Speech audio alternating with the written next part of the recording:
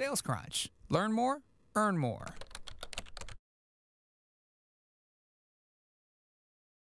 Well, thank you everyone for coming here in this virtual presentation. Topic of tonight will be presentation design, specifically targeted to sales presentations. There's always an interesting contradiction. So salesmen are usually excellent storytellers, and they really know how to sort of tell enthusiastically the story about their product.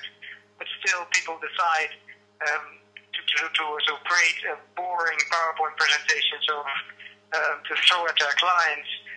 It seems a contradiction. So today we're going to talk about how we can make these sales presentations, these PowerPoints, more exciting, to make them bring them back in line with the natural personality of a salesperson. To start, a little bit about myself. I'm a professional presentation designer based in Tel Aviv.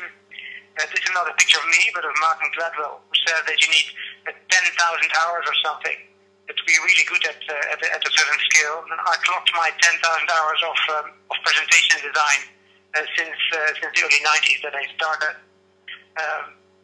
Israel is often called startup nation, a very high concentration of technology startups. This environment of these companies constantly pitching for money or for sales that created my background as presentation designer.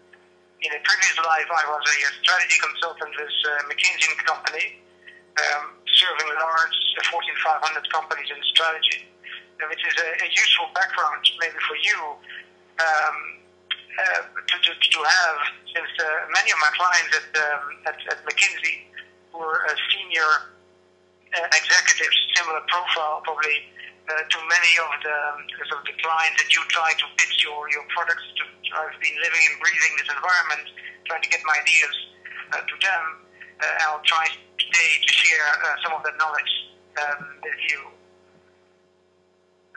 The key in this presentation, I think it's a very simple rule, is to make sure that your PowerPoint presentation actually does not look like PowerPoint. And technology enables you to do that today. So all the tools and all the resources that you have are actually the same that a professional presentation designer has. So it's just a matter of using it in the right way. And let's talk a little bit about the sort of techniques and the things you can use to get to the great presentation. First topic would be just the design of the slide itself, the images, and some tricks how to do that better.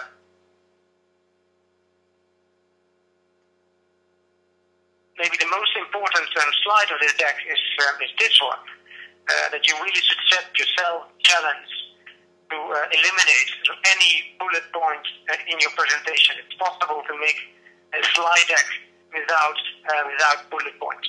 Get them out. Don't use them. And why bullet points are so bad, probably best explained by this. People in the audience are much faster than you are reading the bullet points in a slide. And as soon as the audience figures out that here's a presenter who will start reading every single slide from top to bottom, people just switch their attention and go do something else. It's incredibly boring and not very efficient, not a very good use of their time. And it's easy to understand why it is. Like to translate letters, words, text, sentences into a concept, your brain actually needs to do a lot of work. And the question is, well, would there be a shortcut to jump straight to the end and start with that idea? And the answer is to use an image.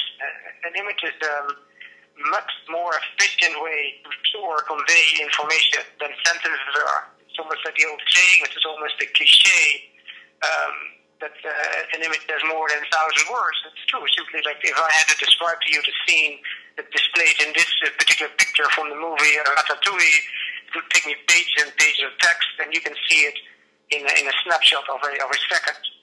There's another component which is relevant to an image, is that an image is an emotional piece of information. And the brain likes to use emotions, impressions to store information in a similar way as the critic who takes a bite here of ratatouille and all of a sudden sees his entire childhood in a flash running in front of me. Two functions of images, so very efficient to store information, and obviously an emotional piece of information. There are many great ways on the web to get images. A good example is iStock.photo. Professional use it, but you can use it as well. For a few dollars per image, you can buy great looking professional images. But there's a little bit of a downside to these image databases. There are literally like millions and millions of images around. And this image here of Debbie, the call center operator, has been used and abused in thousands and thousands of presentations. To such an extent that she almost becomes a cliche now. You can see these images are not real call center representatives. They're photo models. They're not real. They're plastic. In a sense, your challenge is when you go through these image databases to pick the right ones, the real ones, to use in your presentation. There are other sources as well. Flickr is a great depository of images. Here the problem is a bit of the opposite. All images are real, but not all photographers are professional. So the quality of the images is highly variable, but there are real some treasures inside. Whenever you use an image from Flickr, make sure to use an image that has a Creative Commons license. It means that you are allowed to, the photographer has allowed you to use these images in other work. And obviously be nice to the photographer and put a credit at the bottom of your image with the name of the photographer. Now, I'm one of these people that cannot look at a plasma TV screen when the aspect ratio is not set correctly. And this is one of the first things you can spot that your presentation is not a professional one. Simply by, when you resize your images, make sure to hold the shift key, so to keep the proportions of images in the right and the correct way as the image was meant to be. Get inspiration by looking around at advertising or other sort of print work, and just wondering why are certain ads really effective in getting my attention. And this image, for example, is perfectly, you can perfectly replicate a concept like this in PowerPoint. It's a few characters, a big letter U, it's a red box, and an image of a mini, and moving things around will create this exact composition for you in your own sort of PowerPoint presentation. Notice something else about this image of this professionally designed advertising. It's an enormous amount of white space that is being used. People always feel the urge to fill the slides to the last square centimeter with information. But it's not necessary. The composition of a slide can actually be much more powerful when you actually leave things blank, open. And often people say, well, but I have a restriction. People tell me I cannot present more than 5 or 10 slides in this presentation. My advice would be in this case to ignore that advice, but only stick to the other important constraint, which is the time limit. If you have 25 minutes to present, you need to prepare a presentation that takes 25 minutes. But there's no limitation whatsoever on the number of slides. Feel free to use a lot of them and switch through them very, very quickly.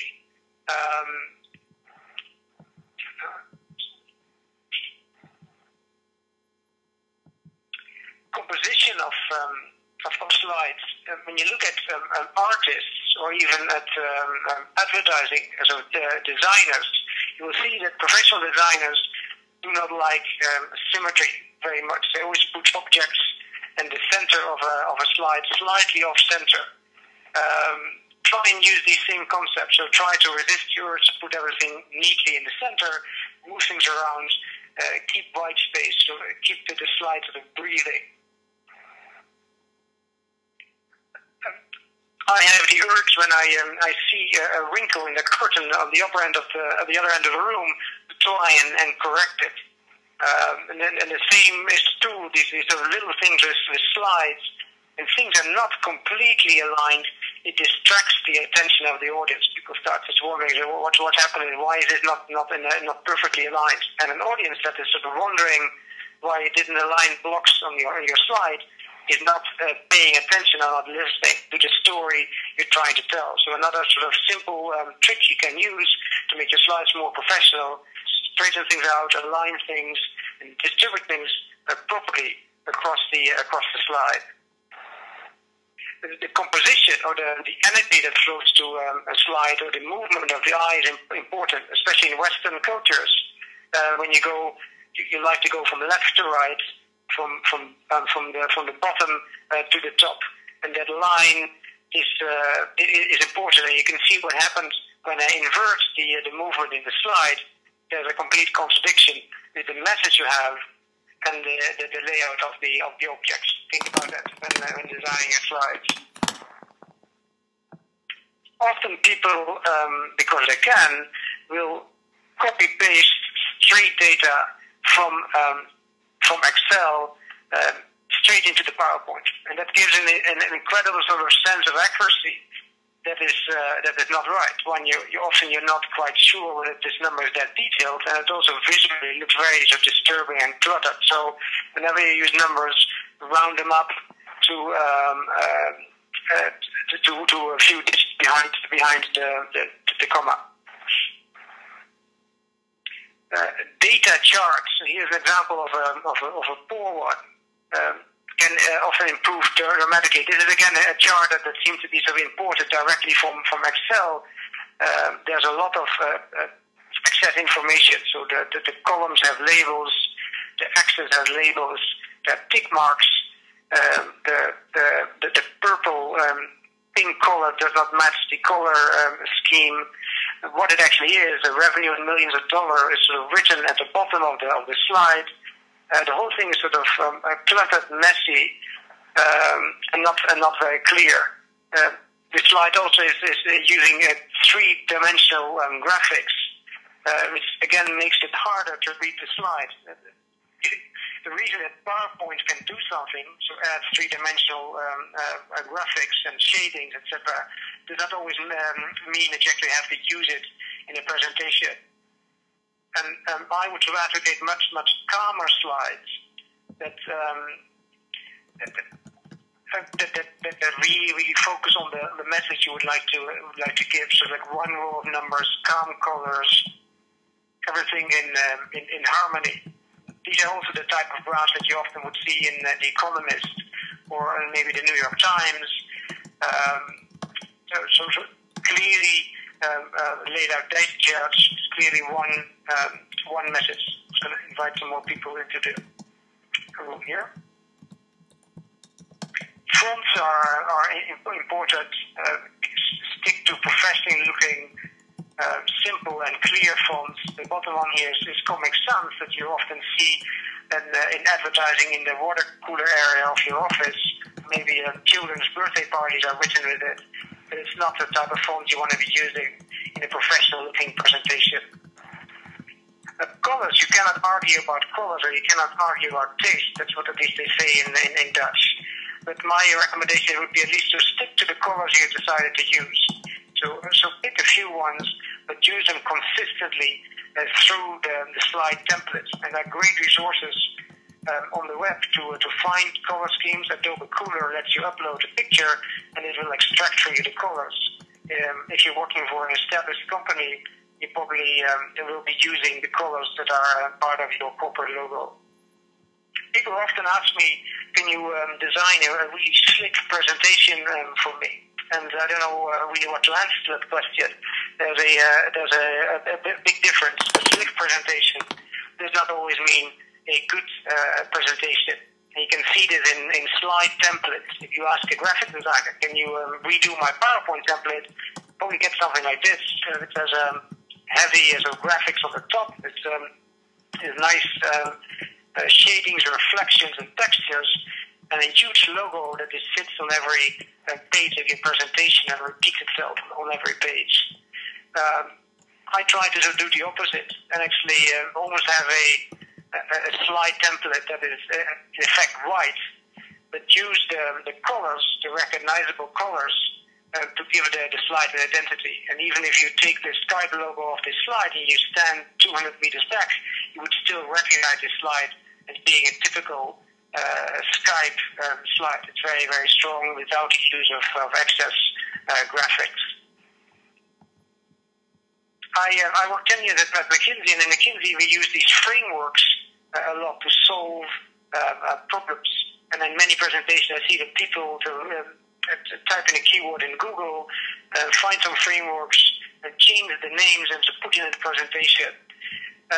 It's not effective. It's very, very hard to understand these complex frameworks when you see them for the first time. If you're working with a team for, let's say, 2 months on a project, then everyone will understand the framework and know exactly what it means.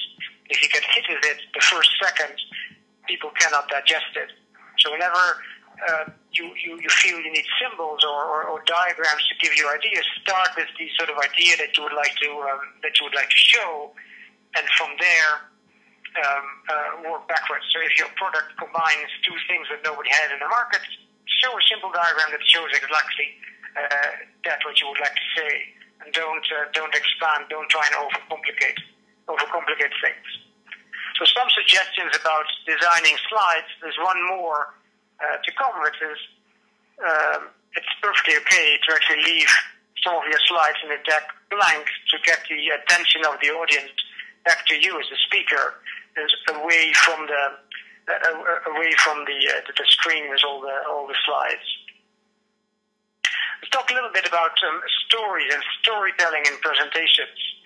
And when you are in your sales meeting, the first slide that people often would put up is this one. This is the famous agenda slide. And when you see something like this, so it sinks into your shoes and you say, oh, I have to sit through all of this. But this is a structure of a presentation that uses repetition. So you'll start, first you're going to summarize the presentation, and you're going to give back your presentation, and then we're going to repeat the whole story again. You tell it 3 times. And repetition is a structure that people often use in education. If the brain is resistant to absorb or to learn something, and we just pound and pound and pound and repeat and repeat and repeat until the mind so snaps, so gives up the resistance, and finally we remember the facts for the written test that we have, but probably the day after the test we've forgotten all about it. It's not a very good strategy to use when you want to have someone voluntarily buy into your product or understand your product better. Stories are much more interesting. Here's a very short one, just 6 words written by Ernest Hemingway. And immediately when you read the sentence, your brain gets curious and tries to fill in the missing bits. So try what happened here, get some more questions, is really interested and fired up. And that is something you should leverage in your presentation. The brain, the memory in the brain likes to put things inside a framework. This could be inside a story or even inside a 3-dimensional space or in a room. You probably experienced this when you run a brainstorming meeting in front of a whiteboard, and over the course of 2 hours you completely fill this the screen up with scribbles. After the meeting, you take a snapshot with your telephone. And there's a good chance that when you look at the same that photo 2 weeks later, that you can almost exactly word for word remember the discussions that you had in that room. And it's not because the notes here are written so clearly. It's because the brain is allocated the content of the discussion on a certain location on the whiteboard. So treat your presentations the same way. So consider them a movie where you drop information elements along the way. So it's almost a product placement inside your overall story. And why don't presentations often look like this? Because they're most of the time Frankenstein's together. Frankenstein is the art of opening all presentation decks that are present in the company on your screen, and so bang them all together to get the ultimate presentation deck that contains all the required information. But because this process that it was designed in, it's not consistent, there's no flow, there's no story, it's not an interesting story to listen to. So avoid to Frankenstein a presentation, but rather instead use an analog approach. So this means the pencil, the paper to start scribbling the ideas, or here technology can help as well. I often use an iPad, so mind mapping application to get my ideas sorted before I dive in and open up PowerPoint to design the slides. Let's talk a little bit about the content of the sales presentation specifically. I think it's important to understand that the sales meeting you have is only sort of part of the inputs that your client will use to make up their mind on whether they're to buy your product or not. There's often two parts to decision, so the facts and sort of almost a more intuitive or emotional decision. And facts and data and information, the client often can get also from other sources. You probably have marketing collateral, there's a cute website, maybe there's a demo that the client can play around with. So all these facts are taken care of often by other means. The presentation is actually an excellent opportunity to work on the more emotional side of things, because you're standing in front of the client who sort of can make a judgment about you. So to work on the emotional side rather than so the factual side. And this is basically how you are as a supplier. How is it to work with you as a supplier? How are you as a supplier? This is sort of all the impressions your client gets, irrespective of the content what's actually written on your slide, and it can go very subtle. So the questions about what about the competition for your product? And if you're completely flat out say that's a horrible, really, really poor, you need to remember that this client has probably seen your competitors present to them. So it might actually be that the client knows a lot more about the competition than you do. And if you just simply burst things away, it's sort of a signal to them that, well, this person might not be very, very trustworthy or is not very realistic. So it's the little things that are not said, so the little things that are in between the lines that sort of convey this impression to your audience. Whenever you ask sort of people to formulate what they're about, you get this sort of storm of buzzwords being thrown at you, and the client has sort of heard them all before. And it doesn't really stick into someone's mind. So when you read in particular sort of technical white papers, the language that people use is very grand and very indirect and very not very meaningful. So a sentence like this could be incredibly insightful to you as the salesperson, because it really captures exactly the essence of what you do. To the client, it will sound very, very, very generic, very, very vague. This is because of a concept that was defined in this book, Made to Stick. It's called the curse of knowledge. And basically it means that if you're an expert into something, you have an incredibly hard time explaining that to a novice, to someone who's not in the substance.